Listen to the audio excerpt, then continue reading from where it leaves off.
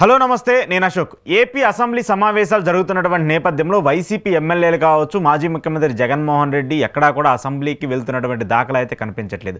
ప్రభుత్వ సమస్యలపైన ప్రజలకు సంబంధించిన అంశాల మీద ఇప్పటివరకు బయట నుంచి ప్రశ్నిస్తూ ఉన్నారు, కానీ అసెంబ్లీ వేదికగా వెళ్ళి అసెంబ్లీలో కూర్చొని వాటి మీద మాట్లాడే పరిస్థితి అయితే ఆంధ్రప్రదేశ్లో లేదు. ప్రతిపక్ష పార్టీని అసలు లేకుండా పోయింది అనేటువంటి తీరులో ఇప్పుడు ఆంధ్రప్రదేశ్ రాష్ట్రం కనిపిస్తుంది. ఇక్కడ ఉన్నటువంటి 4 పార్టీలు టీడీపీ, జనసేన, బీజేపీ, వైసీపీ 3 పార్టీలు కూటమిగా ఉండి అధికారాన్ని పంచుకుంటూ ఉంటే ప్రతిపక్ష పార్టీగా ఉన్నటువంటి వైసీపీ మాత్రం అసెంబ్లీకి వెళ్లకుండా బయట నుంచే కాలయాపన చేస్తుంది.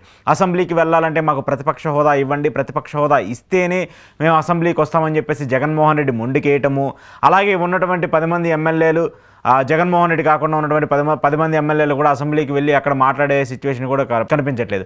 బయట ప్రెస్ మీట్లు పెట్టి కొద్ది గొప్ప మాట్లాడుతున్నటువంటి 2-3 ఎమ్మెల్యేలు తప్ప ఎవరూ కూడా గెలిచినటువంటి స్థానాలకు సంబంధించి కావచ్చు, గెలిచినటువంటి నియోజకవర్గాలకు సంబంధించి వాళ్ళ నియోజకవర్గాల్లో ఉన్నటువంటి ఇబ్బందుల మీద, వాళ్ళ నియోజకవర్గాలకి రావాల్సినటువంటి నిధుల మీద అసెంబ్లీకి వెళ్ళి ప్రభుత్వాన్ని ప్రశ్నించి ఆ నిధులను తీసుకొచ్చి నియోజకవర్గాన్ని అభివృద్ధి చేద్దామని చెప్పేసి ఏ ఎమ్మెల్యేకైతే పట్టినటువంటి పరిస్థితి లేదు. సరే, ఇవన్నీ పక్కన పెట్టేస్తే జగన్మోహన్ రెడ్డికి ప్రతిపక్ష హోదా ఇస్తారా లేదా, దానికి సంబంధించినటువంటి ఈక్వేషన్స్ ఏంటి, లాలో ఎలాంటి ఈక్వేషన్స్ ఉన్నాయి, లేదంటే అసెంబ్లీకి సంబంధించి ఎలాంటి పరిణామాలు జరుగుతున్నాయి కూడా మనందరం చూస్తున్నాం. జగన్మోహన్ రెడ్డి వైసీపీకి సంబంధించిన పార్టీకి సంబంధించిన నేతలందరూ కూడా ప్రజా సమస్యలపైన బయటకు వచ్చి ధర్నాలు చేయటము, వాటికి సంబంధించి నిలదీయటం కూడా మనం చూస్తున్నాం. మెయిన్గా మెడికల్ కాలేజీలకు సంబంధించిన ప్రైవేటీకరణ వ్యవహారము ఇప్పుడు అసెంబ్లీలోను మండలిలోనూ పెద్ద ఎత్తున చర్చనీయాంశంగా మారుతుంది. అలాగే ఆరోగ్యశ్రీని ప్రైవేటీకరణ చేయడం అంశం మీద కూడా పెద్ద ఎత్తున వైసీపీ ఎమ్మెల్యేలు నిరసన చేస్తున్నారు. అలాగే వైసీపీకి సంబంధించిన ఎమ్మెల్సీలు కూడా మండలిలో పెద్ద ఎత్తున పోరాటం చేస్తున్నారు. అసెంబ్లీలో వైసీపీకి బలం లేదు, కానీ మండలిలో మాత్రం బలం ఉంది. వైసీపీకి సంబంధించిన ఎమ్మెల్సీలు అందరూ గట్టిగా మంత్రులను అయితే నిలదీస్తున్నారు,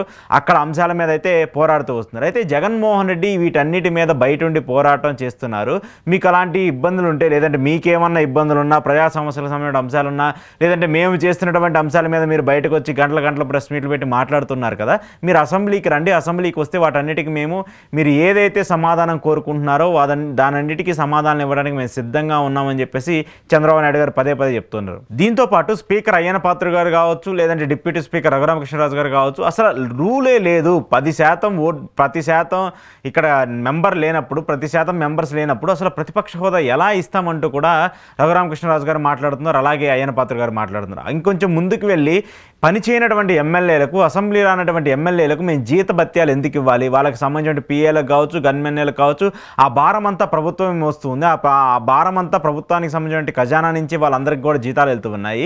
సో అలాంటి ఎమ్మెల్యేలు అసెంబ్లీలకు రాకుండా ఇక్కడ బయటకు వచ్చి ఏదో మాట్లాడుతూ ఉంటే ఎలా కుదురుతుంది? వాళ్ళందరికీ జీతాలు కట్ చేయండి, లేదా 60 రోజులు కంటిన్యూగా అసెంబ్లీకి రాకపోతే రాజీనామాలు చేయండి అంటూ కూడా ఆయన మాట్లాడుతూ వస్తున్నారు. చట్టసభలకు సంబంధించి డైరెక్ట్గా 60 రోజులు హాజరు కాకపోతే వాళ్ళని రద్దు చేసేసి బై ఎలక్షన్స్ పెట్టే రూల్ ఉందంటూ కూడా ఇటు పార్లమెంట్కి సంబంధించి చూసుకున్నా, అసెంబ్లీలకు సంబంధించి చూసుకున్నా కూడా ఉందంటూ కూడా స్పీకర్ గారు మాట్లాడుతూ వస్తున్నారు. సో ఇప్పుడు జగన్మోహన్ రెడ్డి ఈ అంశం మీద పెద్ద ఎత్తున మాట్లాడుతున్నారు.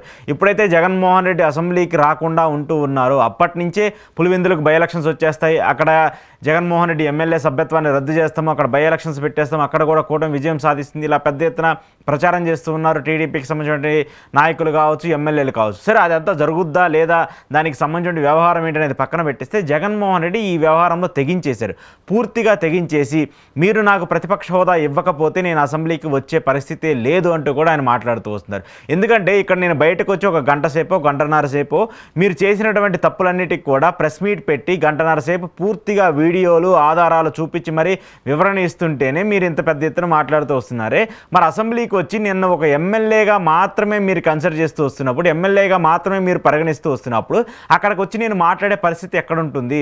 ఒక ఎమ్మెల్యేకి సాధారణంగా 5 నిమిషాలు 10 నిమిషాలు సమయం ఇస్తారు వాళ్ళ నియోజకవర్గానికి సంబంధించి మాట్లాడేందుకు. కానీ మీరు ఇక్కడ నేను ఒక ప్రతిపక్ష నేతగా ఉంటూ 40% ఓట్ బ్యాంక్ ఉన్నటువంటి ఒక రాజకీయ పార్టీకి సంబంధించిన వ్యక్తిగా ఉంటూ మీరు నన్ను మాట్లాడే అవకాశం అసెంబ్లీలో నాకు ఇవ్వకపోతే నేను ఏం చేస్తానంటూ కూడా మాట్లాడుతున్నారు. సో అలాంటి పరిస్థితి లేదు కాబట్టి నేను అసెంబ్లీకి రాను అని చెప్పేసి కూడా ఆయన మాట్లాడుతూ వస్తున్నారు. ఇంకొక అంశం ఆయన చెప్పింది ఏంటంటే, మీరు పదే ఆ ఎమ్మెల్యే సభ్యత్వాన్ని రద్దు చేస్తాం, అక్కడ ఎన్నికలు పెడతామని చెప్పేసి మీరు ఎలాగైతే మాట్లాడుతున్నారో, సరే దానికి కూడా నేను సిద్ధంగా ఉన్నాము.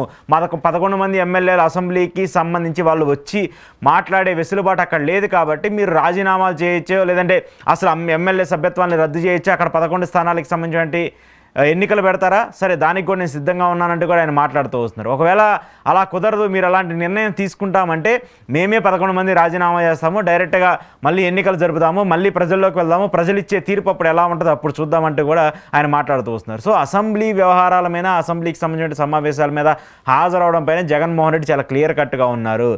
వస్తే ప్రతిపక్ష హోదా, పోతే 11 మంది ఎమ్మెల్యేలు, పోతే పోనీ అనే విధంగా ఆయన మాట్లాడుతూ వస్తున్నారు. సరే దీని మీద ఎమ్మెల్యేలకు సంబంధించినటువంటి నిర్ణయం ఎలా ఉంది ఏంటో అనేది కూడా అర్థం కావట్లేదు. జగన్మోహన్ రెడ్డి తన ఇండివిజువల్ నిర్ణయాన్ని, తన పార్టీకి సంబంధించిన నిర్ణయాన్ని చెప్పుకుంటూ వచ్చారు, కానీ ఎమ్మెల్యేలు ఏమనుకున్నారు దీని మీద మాత్రం మాట్లాడలేదు. కానీ ఎమ్మెల్యేలు మాత్రము అప్పుల మీద కావచ్చు, లేదంటే మెడికల్ కాలేజీలు మాత్రము డైరెక్ట్గా స్పీకర్ గారికి లెటర్లు పెడుతూ ఉన్నారు, దానికి సంబంధించిన వివరణలు కోరుతున్నారు. ఇవన్నీ కూడా సజావుగా జరుగుతుంది. సో వీళ్ళు ఏదైతే ఫైట్ బయట నుంచి చేస్తున్నారో ఆ ఫైట్ అసెంబ్లీకి వెళ్ళి చేయాలని చెప్పేసి కూటమికి సంబంధించిన పార్టీ నేతలు పిలుపునిస్తున్నారు. నేను అసెంబ్లీకి వస్తే నాకు మాట్లాడడానికి ప్రతిపక్ష హోదా ఉండదంటూ కూడా జగన్మోహన్ రెడ్డి మాట్లాడుతున్నారు. సో ఎవరు చూసుకున్నా కూడా వాళ్ళ సైడ్ వాళ్ళు కరెక్టే అనిపిస్తున్నారు. కానీ ఇక్కడ జగన్మోహన్ రెడ్డి తన ప్రతిపక్ష హోదా ఇవ్వాలని చెప్పేసి హైకోర్టుకు వెళ్తూ వచ్చారు. హైకోర్టుకు వెళ్ళారు, హైకోర్టులో ఒక పిటిషన్ దాఖలు చేశారు. దానికి సంబంధించి స్పీకర్ వివరణ ఇవ్వాలని చెప్పేసి హైకోర్టు కూడా స్పీకర్ ఒక లెటర్ రాస్తూ వచ్చింది. దానికి సంబంధించి ఇప్పటివరకు స్పీకర్ వివరణ ఇవ్వలేదు కోర్టుకి సంబంధించి. ఆ వివరణ ఇస్తే అసలు మాకు ఎక్కడా కూడా జగన్మోహన్ రెడ్డికి సంబంధించి 10% లేకుండా ప్రతిపక్ష హోదా ఇవ్వడానికి కుదరదని చెప్పేసి స్పీకర్ గారు కరాఖండిగా చెప్పేసి కోర్టుకి తెలిపితే అప్పుడు డైరెక్ట్గా కోర్టు నిర్ణయిస్తుంది. ఒకవేళ జగన్మోహన్ రెడ్డి అసెంబ్లీకి వెళ్ళకపోతే ఖచ్చితంగా ఆయన సభ్యత్వాన్ని రద్దు చేయండి, పులివెందులకు బై ఎలక్షన్ చెప్పండి అని చెప్పేసి కూడా చెప్తూ ఉంటుంది కోర్టు. సో అలాంటి పరిమితిని, అలాంటి అంశాన్ని ఇప్పుడు స్పీకర్ కోర్టులో ఉంది కాబట్టి స్పీకర్ దాని మీద ఎందుకు స్పందించట్లేదు అనేటువంటి ఒక చర్చ కూడా గట్టిగా సాగుతుంది. ఒకవేళ మీకు పులివెందుల్లో బై ఎలక్షన్సే కావాలనుకోండి, డైరెక్ట్గా చెప్పేయండి, స్పీకర్ గారు సమాధానం చెప్పేసేయండి హైకోర్టుకి, ఇక్కడ మేము ఇవ్వము, 10% కంపల్సరీ ఉండాలి, కంపల్సరీ లేకపోతే ప్రతిపక్ష హోదా ఇచ్చే పరిస్థితి ఉండదంటూ కూడా మాట్లాడుతూ వస్తున్నారు. సో కాబట్టి ఈ పరిణామాలన్నీ ఒక్కొక్కటిగా లాపరంగా, చట్టపరంగా, లేదంటే అసెంబ్లీకి సంబంధించిన రూల్స్ పరంగా చూసుకుంటూ ఉన్నప్పుడు మార్పులు చేర్పులు జరగాల్సినటువంటి అంశాలు ఉన్నాయి. దీని మీద జగన్మోహన్ రెడ్డి ప్రతిపక్ష హోదా ఇస్తేనే వస్తానని చెప్పేసి ఆయన మొండి పట్టేసుకొని కూర్చోవడము, ప్రజా సమస్యలపైన, ప్రతిపక్షాలకు సంబంధించిన అంశాల మీద మాట్లాడే పార్టీ లేకపోవడము, కూటమికి తమకు సంబంధించి తమ నిర్ణయాలు తాము తీసుకొని ఇండిపెండెంట్గా వాళ్ళు ముందుకెళ్ళడము, ఈ రాజకీయాలన్నీ చూస్తుంటే రాజకీయంగా ఒకరి మీద ఒకరు ఆరోపణలు చేసుకోవడానికి, వ్యక్తిగతంగా ఒకరి మీద ఒకరు కక్ష సాధింపు చర్యలు తీసుకోవడానికి మాత్రమే ఇక్కడ ఆంధ్రప్రదేశ్లో రాజకీయాలు కనిపిస్తున్నాయి. కానీ ఎక్కడా కూడా ప్రజలకు సంబంధించిన అభివృద్ధి పైన, ప్రజలకు సంబంధించిన అంశాల మీద, ప్రజలకు సంబంధించిన చేయాల్సినటువంటి న్యాయం మీద పోరాడేటువంటి పార్టీ ఇప్పుడు ఆంధ్రప్రదేశ్లో లేదని చెప్పేసి క్లియర్ కట్గా అర్థమవుతుంది. దానికి సంబంధించి జగన్మోహన్ రెడ్డి రాజీనామాలు చేయడానికి కూడా మేము సిద్ధంగా ఉన్నాము అనేటువంటి ఒక మాటను వాడుతూ వచ్చారు. ఒకవేళ అలాంటి పరిణామం ఆంధ్రప్రదేశ్లో జరుగుతుందా, రాబోయే రోజుల్లో వైసీపీ ఎమ్మెల్యేలు అసెంబ్లీకి రాకపోతే నిజంగా అలాంటి చర్యలకు స్పీకర్ గారు తీసుకుంటారనేది కూడా చూడాల్సి ఉంది. ఏదేమైనప్పటికీ కూడా అసెంబ్లీకి వెళ్లకుండా అసెంబ్లీలో చేయాల్సినటువంటి చర్చలు, అసెంబ్లీలో జరగాల్సినటువంటి అంశాలకు సంబంధించి ఇప్పుడు పొలిటికల్గా ఏదైతే జరుగుతున్నటువంటి అంశాలు ఉన్నాయో వాటికి సంబంధించిన చర్చ ఉందో ఆంధ్రప్రదేశ్ ప్రజలందరూ కూడా మనం వీళ్ళక ఓట్లు వేసింది అనేటువంటి ఒక భావనలో ఉంటూ వస్తున్నారు. వాళ్ళందరూ కూడా రాబోయే రోజుల్లో వీళ్ళకి సరైన సమాధానం చెప్తారంటూ కూడా ఇటు ప్రతిపక్షం నుంచి, అటు అధికార పక్షం నుంచి కూడా ఎవరికి వాళ్ళు ఆరోపణలు చేసుకుంటూ వస్తున్నారు.